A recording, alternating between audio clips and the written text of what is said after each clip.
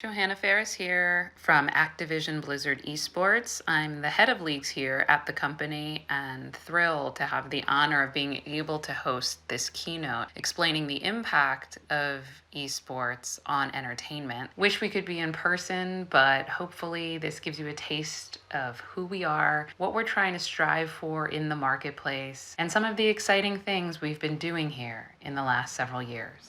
But I would start first with, this big question that we often get from many people is, what are esports, and how do we really think about the trajectory that the industry has been on for many years?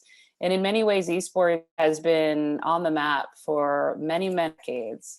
It's really about elite competition among some of the most avid and passionate fans of the popular games all may have our own affinity for. They've been gathering spaces for those community members to come out in droves, whether in online spaces or in physical spaces, like you see here with our grand finals of Overwatch League a few years ago, to celebrate high stakes, elite competitions, oftentimes with major prize pools associated with them, and to really galvanize around the best of the best competitive aspects of some of the most beloved gaming franchises in the world. And as you think about, putting metrics to that size and scale, you can see some of them here, but, this is a huge industry and it will continue to grow from what we can see. You see the $1.6 billion in revenues projected as a category by the year 2023, which is really only 2 years from now. Even on YouTube alone in the last year, there were over 100 billion hours watched on the channel, on the platform specific to esports content. And with 500 million active fans and growing over the last year, it's just a tremendous moment in time, an inflection point, frankly, for an industry that, again, has been here for many years, but is really starting to take shape and take hold as the true form of next wave entertainment and global entertainment at that.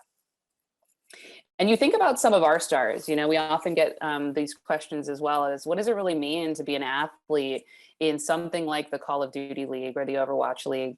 And we put here, our very own Scump, right next to the LeBron James of basketball, because that's really the right type of metaphor to think about when you think about what Seth has accomplished in the Call of Duty space and how good he has had to be for so many years to be considered king of Call of Duty is akin to how you might want to think about LeBron James and the prowess that he has as a champion on many, many different levels.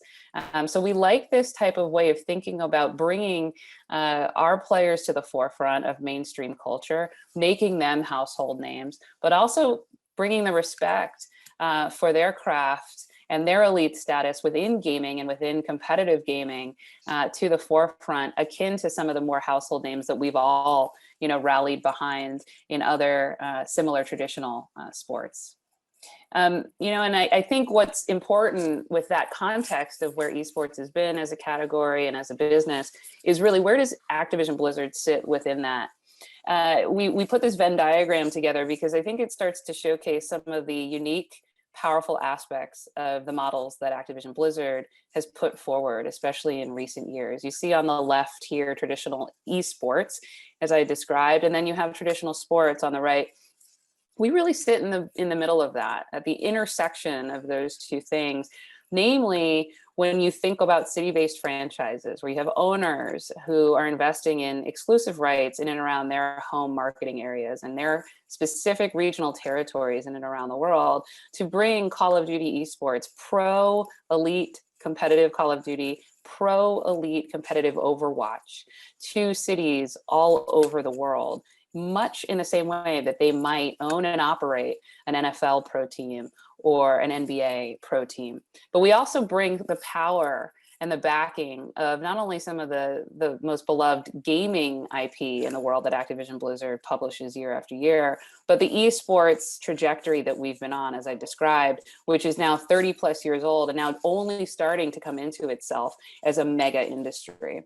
In addition, Activision Blizzard delivers a powerful model when you think about the pyramid, and how much of it we're able to own and operate and strategize around, not just the tip of the spear, not just at the pro league level as I described, but also at the path to pro level and developing up and coming players, the pipeline of the next stars coming up, and how active and engaged those path to pro systems are, and how we're able to operate events specifically geared towards aspiring pro players all over the world, and also non-pro and non-semi-pro in a community and influencer events that we stage and have third-party operators staging each and every day here, on the backing of our IP.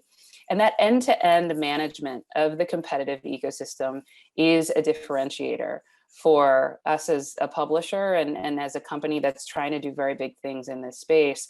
You think about the NFL, which is where I came from, right? That is such a dominant, incredible world-class sports league, but is really operating solely at the top of the pyramid, in many ways. And you think about what the NFL has been able to accomplish with just the pro aspects of football.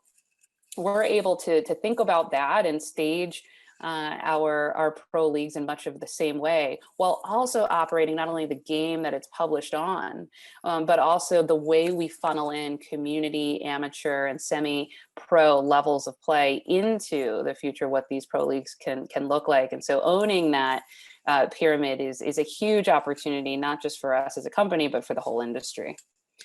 I think this linear timeline can be helpful when you think about, how we stand at that intersection of pro sports and media. What's changed over the last 100 plus years in this environment of ours, right? And I won't, belabor too many of the exact points on the slide. I think you can kind of infer how these leagues have not only come onto the map when they were created in the traditional sports scene, but also how media has evolved alongside it. 1869, 1920 for the NFL. These are incredibly established and mature businesses when you think about when those franchise city-based leagues were created.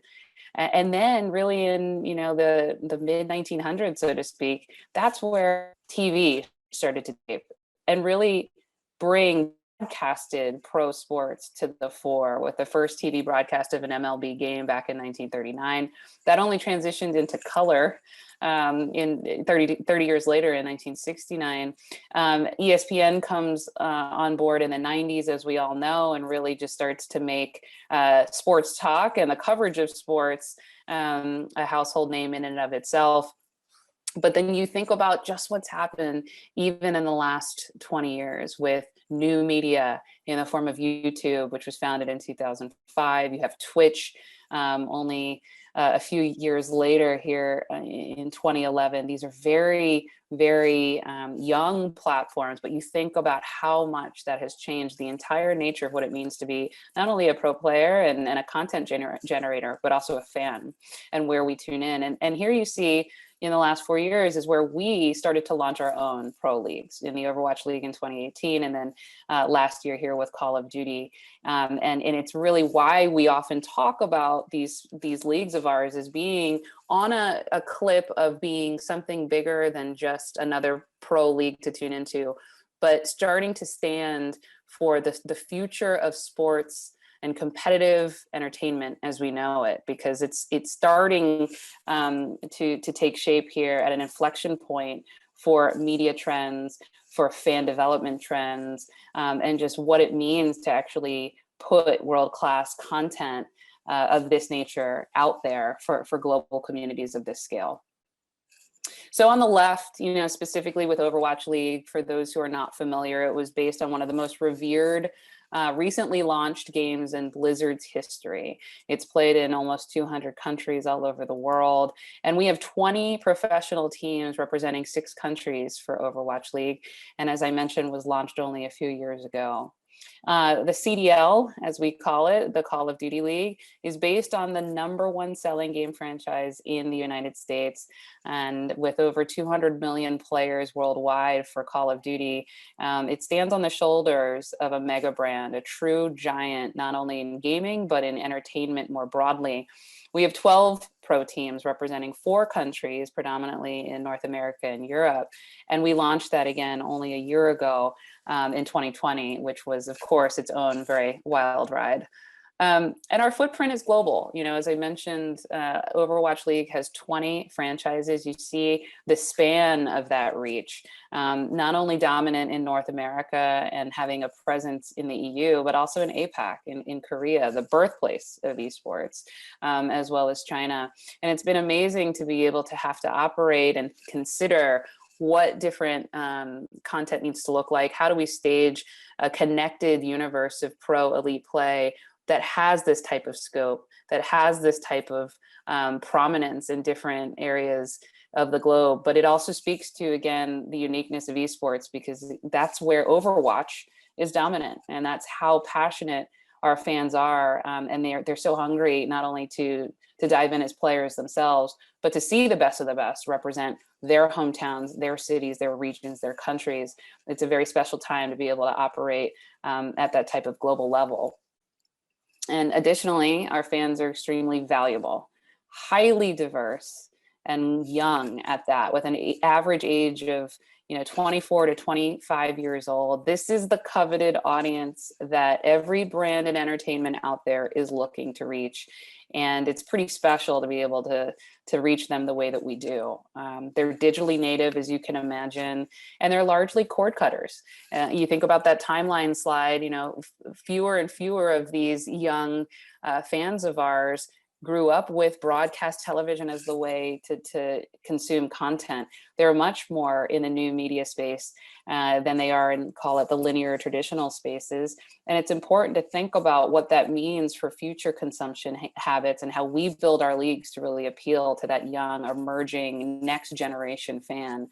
And their household income on average is very high. So they're also engaged, but also willing to spend discretionary income and discretionary time with us, with our leagues, because it represents their passions, and they're able to spend their time, spend their money on the things that they are most passionate about. And so it's a very special audience that we get to speak to each and every day, to learn from, to listen to, and to really build the content and engagement experiences that they're looking for at a clip and at a pace and on the platforms of today and of tomorrow.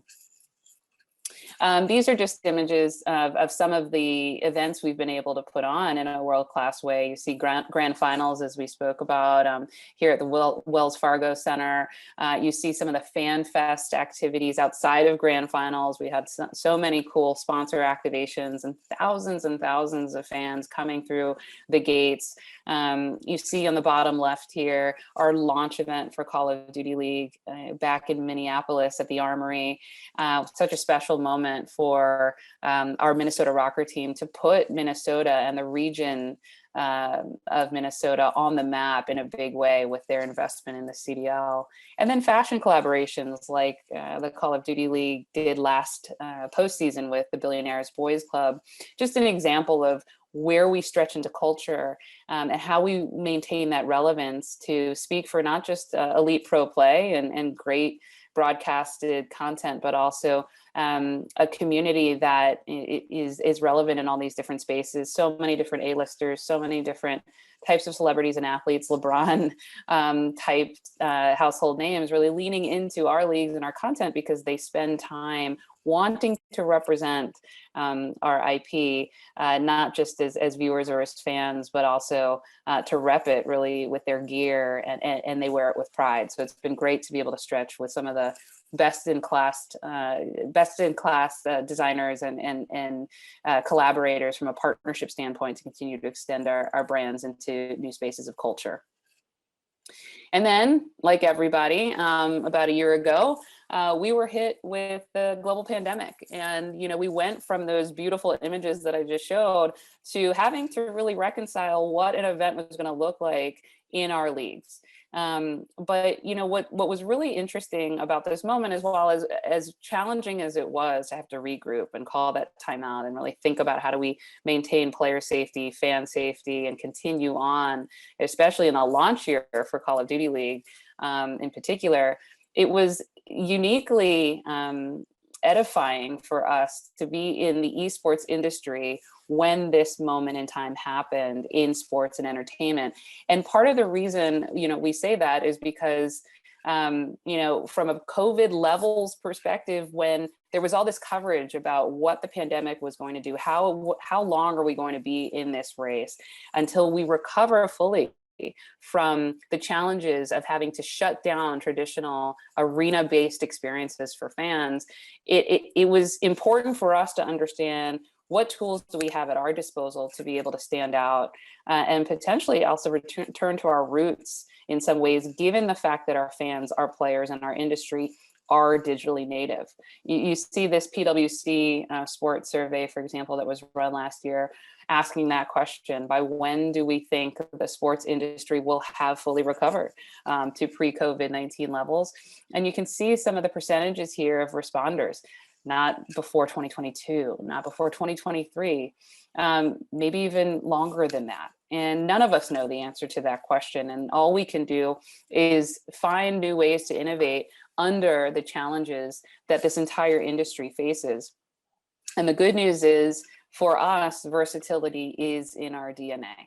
That is what we stand for each and every day, is to think about innovation at a clip and at a pace and at an agility that's quite stunning. And some of the examples of why we say it's in our DNA is because we were born digital, as I mentioned. It was a little bit of an easier shift, at least psychologically, to think about how do we stage elite world-class pro play in a virtualized way that can continue to deliver the content that we know that our players expect from us and our fans expect from us, because we've been able to do that as an industry for many decades now.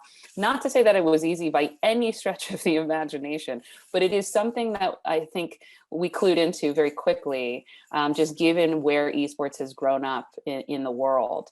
Also, the remote broadcast production tools and technology and the server support we were able to provide for our gameplay to still have that sense of parity, have that sense of world-class production level that we would expect of ourselves here at Activision Blizzard, and that we would only want to deliver if we're going to put these, world-class types of leagues on the map. And so it really was a nod to the special sauce that we have here at the company level, and also the people all around the horn who are thinking about not just getting back to baseline operations, but doing so with excellence. How do we actually push forward into more cloud-based technology? How do we think about staging live elite experiences for fans in new and different ways that may be able to leapfrog some of the other properties out there who don't have this type of technology at their fingertips?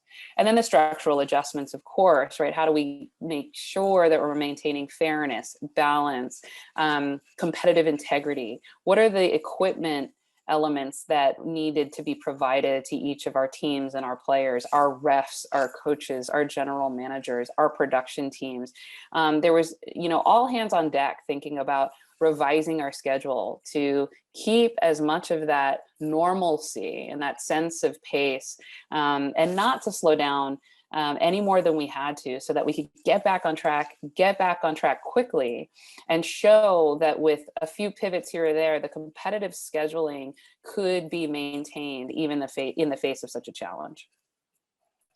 So you have an example here of the 2020 season for CDL last year. As I mentioned, we were staging our arena-based home and away model when we launched in Minnesota, and we did that in 4 cities all over the world, and they were electrifying and incredible, and no one would tell you differently. There's nothing like walking into an arena with that sense of energy. You just can't replicate it in an online space.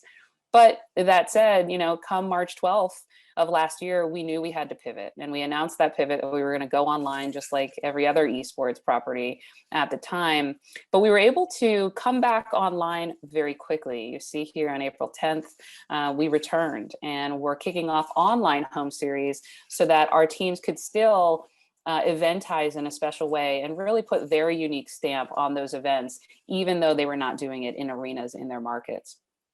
In May, we premiered some of the new content that we were trying to continue to innovate around, with Warzone being so popular, having launched last March as well for Call of Duty. We tried to find fun ways to have our pros play some Warzone and use that as, weekend content that led into our pro elite matches, especially on our special CDL Sunday days. And then we started to reward fans in our owned and operated properties back in June, and really just, continue to celebrate those who were tuning in with the types of rewards and incentives that they would value as game players. And then the postseason hit in July and August. We were able to actually release special packs that really showcase the moment in time for our biggest event of the year in the game itself, and to really use that not only as an engagement tool, but also a marketing and promotional tool to bring awareness to the Call of Duty base that Champs was coming, and it was going to showcase the best of the best all over the world. We were also able to host our broadcast virtually inside Verdansk Stadium.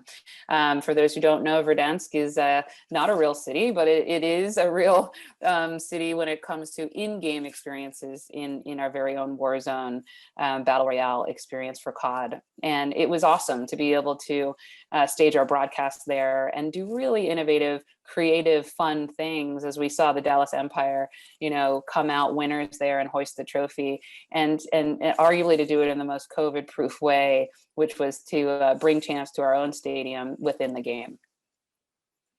And then, we spent the off season really optimizing and thinking about how we can continue to push forward, despite not having the live offline events that we all, want to get back to when it's safe and responsible to do so. You see some of the marketing material here for opening weekend of CDL, which was a roaring success. We've just come off of the heels of that, hosted by our very own Atlanta FaZe. And again, this is in an all remote environment, but it's so important that, the takeaway be how much we've been able to innovate and build into ourselves, despite not having that live event format. The viewership, the engagement levels have been absolutely tremendous, and growing at a clip that has really been astonishing, and I think speaks to that inflection point of esports coming more into the mainstream and more fans of our IP adopting affinity for the pro levels of our gameplay, but also just, what esports can do in this moment.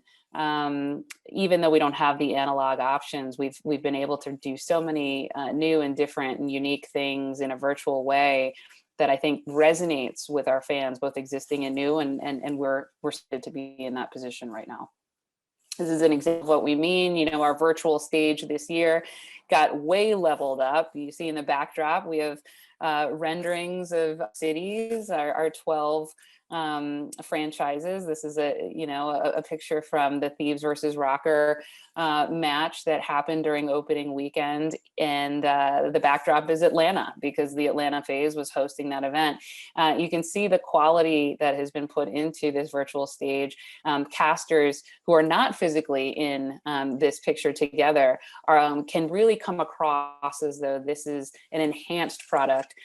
So much of this is about our broadcast tech group, our entire team here at the league office, thinking about new ways to still make this a great world-class execution, despite not being able to be physically together. And we'll continue to grow into ourselves here, and more fun surprises to come on how we virtualize the experience around broadcast. And then examples being, from the top left, working around the horn here on the slide, we launched our CDL 2021 launch pack to great success, really, again, bringing it back to the COD player base and telling them 2021 is here, giving fans ways to rep their fandom in the game itself. You see some of the things we've done to light up promotion of our schedule and upcoming matches within the game on dedicated CDL channels within Call of Duty, Black Ops Cold War. There's a pick'em fantasy style game where fans are now gamifying the tune-in experience itself by trying to predict what the outcome of our matches will be, and really being able to customize those leaderboards and see how they rank up with other fans who are tuning in and how their predictions matched up to other fans around the world.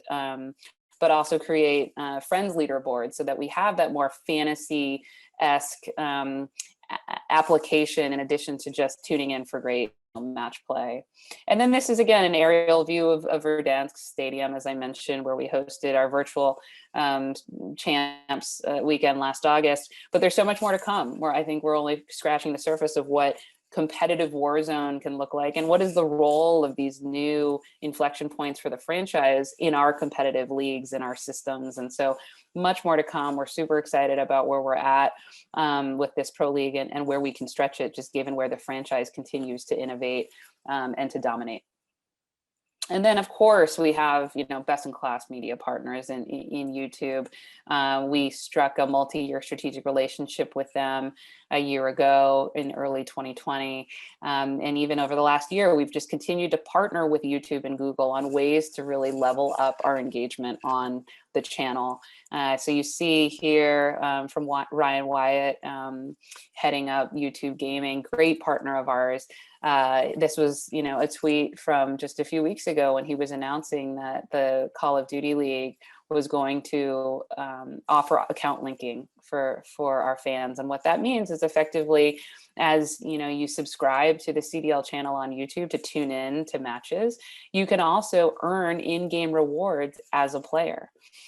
This is a fundamental strategy for growing and celebrating the engagement and the viewership habits that we want to see, and to really continue to drive value add for our Call of Duty players, so that they feel that they're not only seeing the best of the best, and they're not only seeing incredible world-class production, but they're also getting rewarded in kind for that behavior. We're going to continue to do more of that, but this is just one example of where we think this partnership can go and how we can continue to scale engagement in the ways that we all want to see.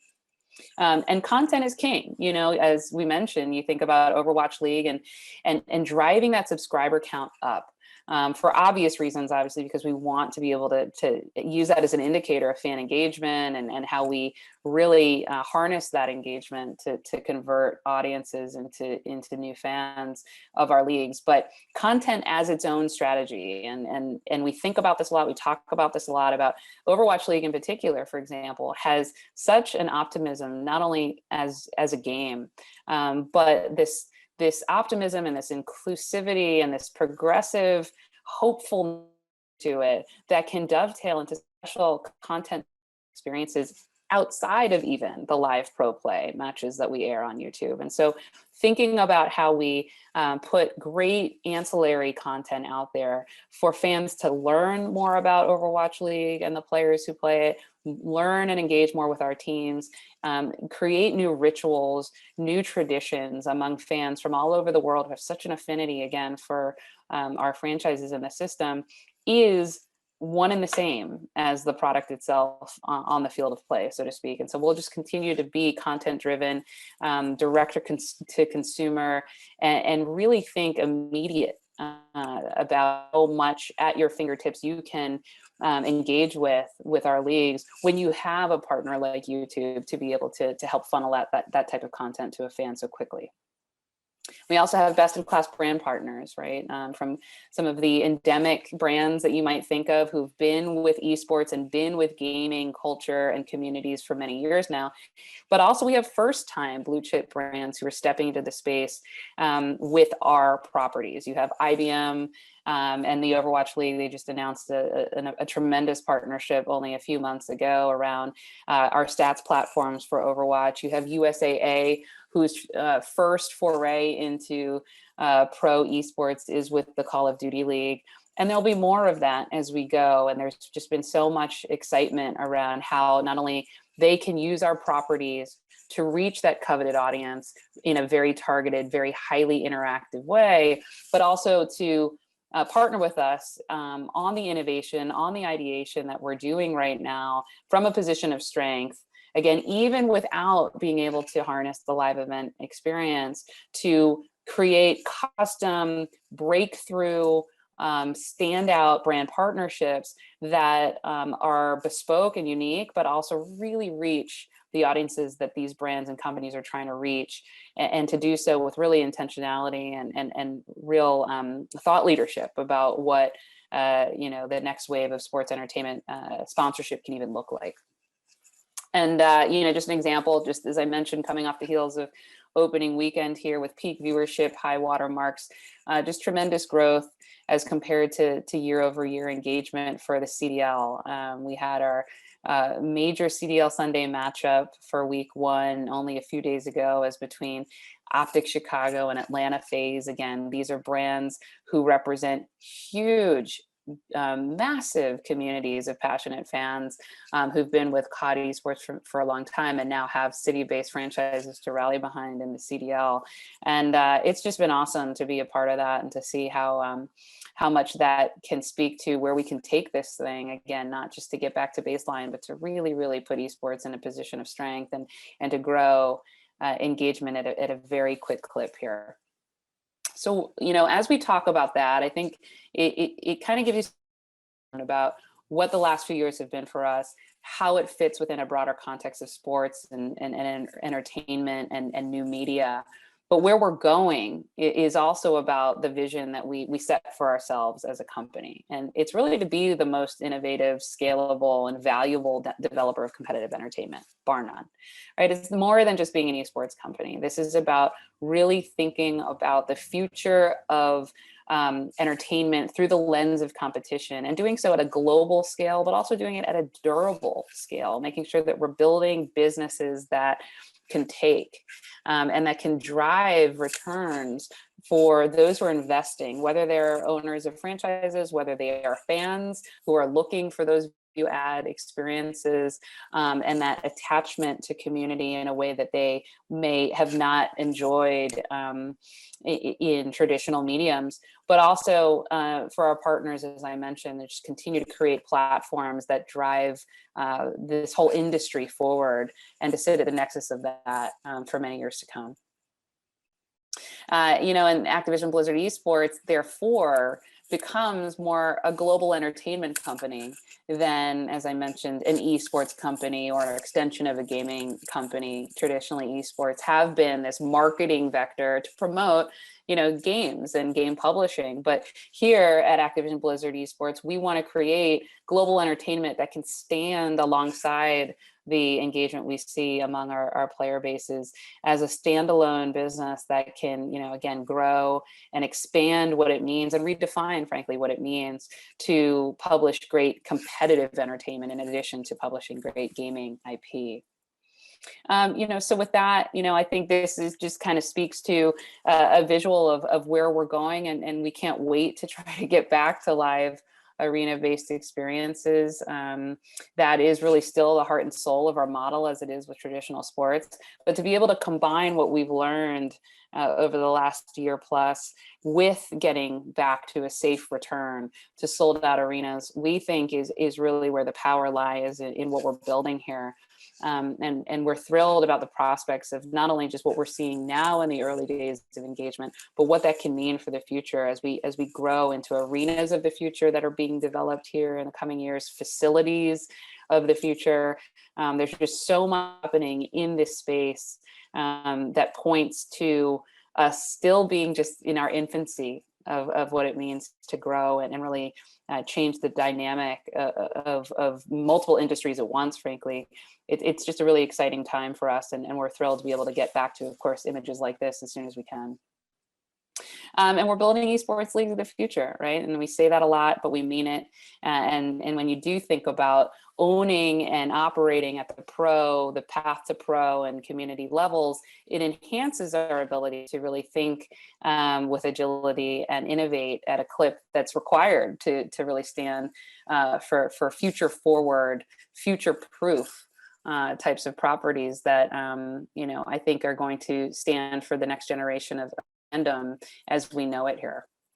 And so, with that, we wanted to just kind of close with images that, again, I think have really dominated our culture here over the last several years. And this is an image, of course, of Barclays Center and Overwatch League Grand Finals, and just what we're all here to do, which is, again, continue to celebrate the best of the best players from all over the world and support them on and off their stages, so to speak.